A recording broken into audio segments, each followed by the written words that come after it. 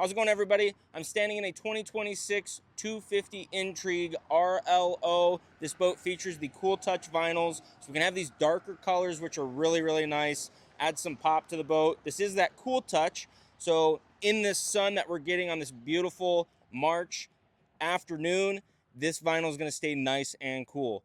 So this RL layout, we have the lounger right here, which again is very multifaceted. I can lay this flat, so if I wanted to have a big bed or if I wanted to go into a forward lounging position from right here, I can do that. Now the RLO is a new feature in this boat. You've seen the swinging gate on the angler pontoon. This is very similar. So I'm gonna unlock this. I'm jumping in the water because we're at the sandbar having a good time. I'm gonna lock this guy right in here, swing this gate out, and now I've got recessed cup holders here, a really nice platform to jump off of and enjoy the water.